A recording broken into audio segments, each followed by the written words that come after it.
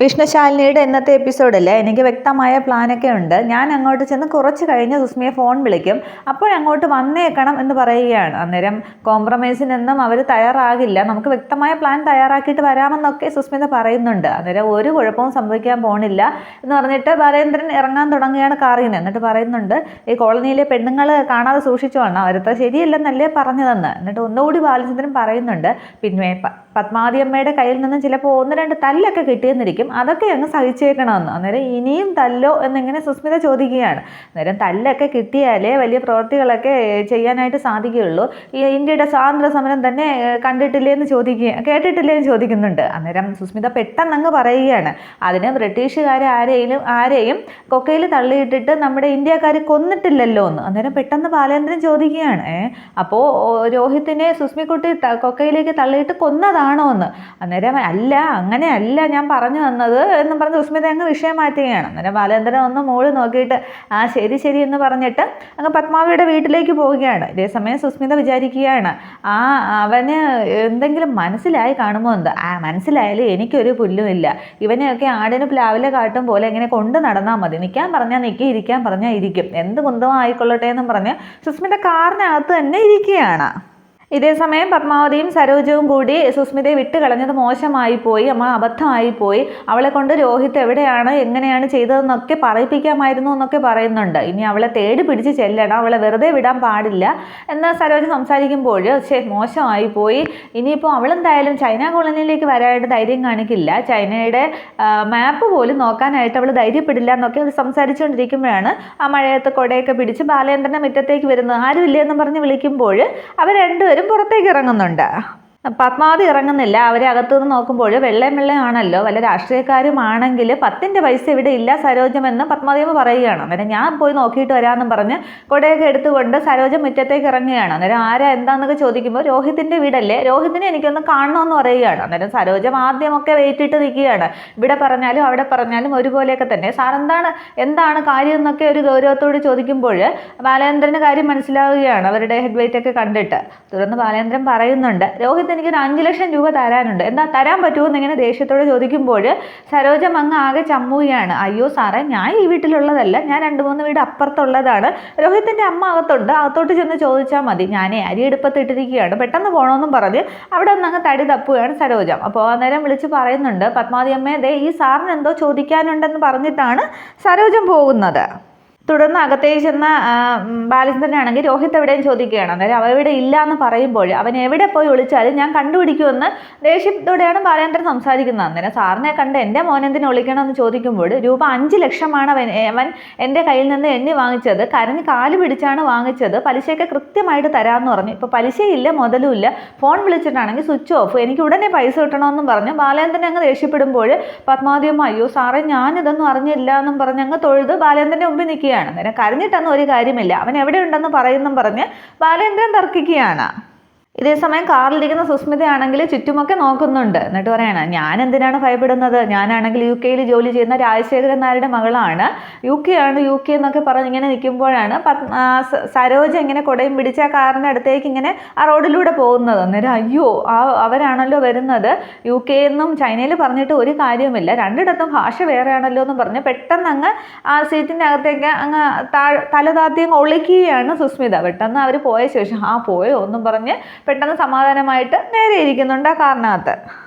ഇതേസമയം പത്മാവതിയമ്മയാണെങ്കിൽ ആകെ കരഞ്ഞങ്ങ് തൊഴുത് ബാലേന്ദ്രൻ്റെ മുമ്പിൽ നിൽക്കുകയാണ്. അന്നേരം കഥകളൊക്കെ പറയുന്നുണ്ട്, രോഹിത്തിനെ കാണാതായത്, ഇവിടുത്തെ പോലീസിൻ്റെ അടുത്തും കാട്ടിലെ പോലീസിൻ്റെ അടുത്തും ഒക്കെ അന്വേഷിച്ച് നോക്കുന്നൊക്കെ പറയുന്നുണ്ട്. അന്നേരം അതൊന്നും എനിക്കറിയണ്ട, എനിക്ക് എൻ്റെ പണം വേണം, എൻ്റെ പണം കളയാനായിട്ട് പറ്റില്ല എന്ന് പറയുന്നുണ്ട്. തുടർന്ന് ഈ വീടിൻ്റെ പ്രമാണമൊക്കെ എവിടെയാ ഒക്കെ ചോദിക്കുന്നുണ്ട്. അന്നേരം ഏതാണ്ടൊക്കെ അലമാരയിൽ ഇരിപ്പുണ്ട്, അതൊക്കെ കൈകാര്യം ചെയ്തിരുന്ന രോഹിത്തിൻ്റെ അച്ഛനാണ്, എനിക്ക് അതിനെപ്പറ്റി അറിയില്ല എന്നൊക്കെ പത്മാവതിയമ്മ പറയുമ്പോൾ ബാലേന്ദ്രൻ പെട്ടെന്ന് ഐഡിയ പ്രയോഗിക്കുകയാണ്. പ്രമാണത്തെക്കുറിച്ചൊന്നും ഇവർക്ക് വലിയ ബുദ്ധിയില്ലെന്ന് തോന്നുന്നു, അത് തന്നെ പ്രയോഗിക്കാമെന്ന് പറഞ്ഞ് ബാലേന്ദ്രൻ പറയുകയാണ്. ഈ വീടിൻ്റെ ആധാരം ഇപ്പോൾ ബാലേന്ദ്ര ഫിനാൻസിൽ എൻ്റെ സ്ഥാപനത്തിൽ ഇരിക്കുകയാണ്, അത് പണയം വെച്ചിട്ടാണ് മോൻ 5 ലക്ഷം രൂപ വാങ്ങിച്ചത്, ഇതെല്ലാം കൂടി നിങ്ങളെ ഇവിടെ നിന്നെല്ലാം കൂടി കൂടും കൊടുക്കുകയൊക്കെ എടുത്ത് ചവിട്ടി പുറത്താക്കിയിട്ട് ഞാനിവിടെ വേലി കെട്ടി തിരിക്കുമെന്ന് പറയുകയാണ്.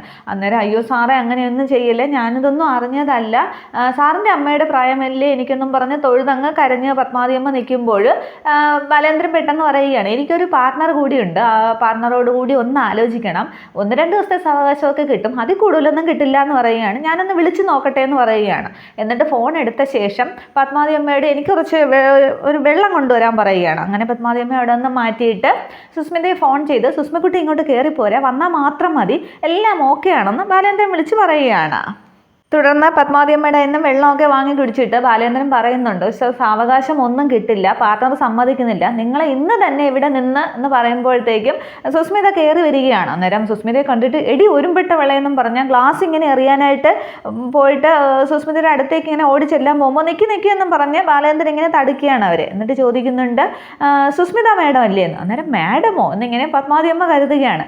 UK ജോലി ചെയ്യുന്ന രാജശേഖരൻ നായരുടെ എന്ന് പറയുമ്പോൾ അതെ മകളാണ് എന്ന് പറഞ്ഞ് സുസ്മിത ഇങ്ങനെ നിൽക്കുകയാണ്. പെട്ടെന്ന് അല്ല സുസ്മിത മാഡം എന്താ ഈ ദാരിദ്ര്യം പിടിച്ച വീട്ടിലെന്ന് ചോദിക്കുന്നുണ്ട്. അന്നേരം അത് എന്നും പറഞ്ഞ് സുസ്മിത ഇങ്ങനെ നിൽക്കുമ്പോൾ പെട്ടെന്ന് പത്മാവതി അമ്മ ഇവരുടെ നാടകമൊക്കെ വിശ്വസിച്ചിട്ട് സുസ്മിത ഏതോ വലിയ ആളാണെന്ന് ബാലേന്ദ്രൻ വിചാരിക്കുന്നു എന്നൊക്കെ മനസ്സിലാക്കിയിട്ട് എൻ്റെ മരുമോളാണ് സാറേ എന്ന് പറയുകയാണ്. അന്നേരം സുസ്മിത ഇങ്ങനെ കാലെടുത്ത് വെച്ച് അകത്തേക്ക് കയറുകയാണ്. അന്നേരം പത്മാവതി അമ്മ ഇങ്ങനെ ദേഷ്യത്തോടെ നോക്കുകയാണ്. പക്ഷേ സാഹചര്യം കൊണ്ട് പത്മാവതി അമ്മയുടെ സ്നേഹത്തോടു കൂടി സുസ്മിതയോട് പെരുമാറുകയാണ്. അന്നേരം മരുമകളെന്ന് പറയുമ്പോഴും ചോദിക്കുമ്പോൾ എൻ്റെ രോഹിത്തിൻ്റെ ഭാര്യയെന്ന് സങ്കടത്തോടെ പത്മാവതിയമ്മ പറയുകയാണ്. അന്നേരം പക്ഷെ നിങ്ങൾ അവരെ കണ്ടപ്പോൾ എന്തോ മോശം വാക്കൊക്കെ ഉപയോഗിച്ചല്ലോ, ക്ലാസ് എടുത്ത് എറിയാൻ പോലെയൊക്കെ എനിക്ക് തോന്നിയെന്ന് പറയുകയാണ്. അന്നേരം അത് എൻ്റെ മരുമോളെ അല്ല എറിഞ്ഞത്, അവളുടെ പിറകെ ഒരു പട്ടി വരുന്നുണ്ടായിരുന്നു, പട്ടി മരുമോളെ കഴിച്ചാലും എനിക്ക് വിഷമമായില്ലേ, അതുകൊണ്ടാണെന്ന് പറയുന്നുണ്ട്. അന്നേരം പിന്നെന്തോ മോശം വാക്ക് ഉപയോഗിക്കാൻ നോക്കിയല്ലോ എന്ന് ചോദിക്കുമ്പോൾ അത് ഞങ്ങൾ സ്നേഹം കൂടുമ്പോൾ അങ്ങനെയാണ് സംസാരിക്കുന്നതെന്ന് പെട്ടെന്ന് പത്മാവതിയമ്മ പറയുകയാണ്.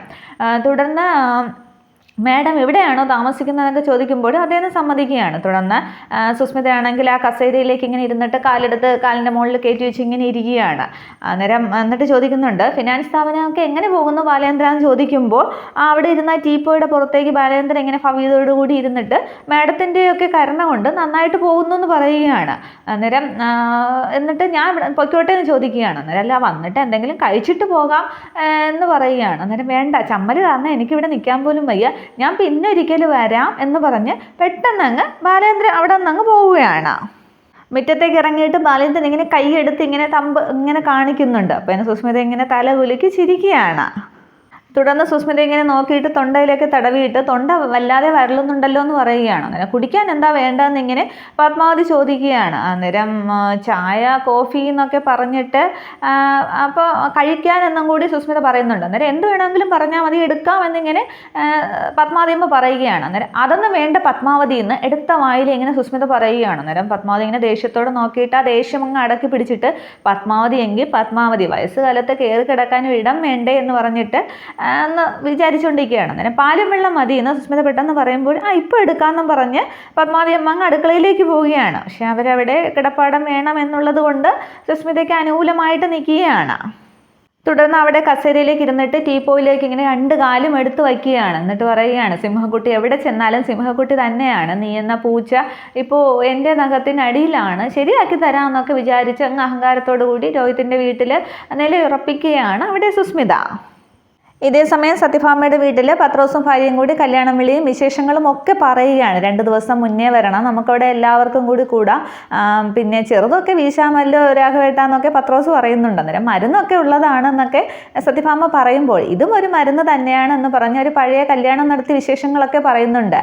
ഇത് ഈ പത്രോസിൻ്റെ ഭാര്യയുടെ കല്യാണത്തിന് 2 ദിവസം മുന്നേ പോയതാണ് ഈ സത്യഭാമ. അന്നേരം കരച്ചിൽ കാരണം എന്തൊക്കെയാണ് കാരണം എന്ന് അന്വേഷിച്ചപ്പോൾ വേറൊരാളെ ഇഷ്ടമാണെന്ന് ഈ പത്രോസിൻ്റെ ഭാര്യ പറയുകയും പിന്നീട് അന്യജാതിയാണ്ട് വീട്ടുകാർ നടത്തി തരില്ല എന്ന് പറയുകയും ഒക്കെ ചെയ്തു. പിന്നീട് പർദ്ദയിട്ട് വീട്ടിൽ നിന്നും ഇറക്കി രാഘവൻ നായരും സത്യഭാമയും കൂടി കൊണ്ടുപോയി പത്രോസിൻ്റെ അടുത്ത് കൊണ്ടുപോയി കല്യാണം നടത്തിച്ചതാണ്. ആ കാലങ്ങളൊക്കെ അവർ പറയുന്നുണ്ട്.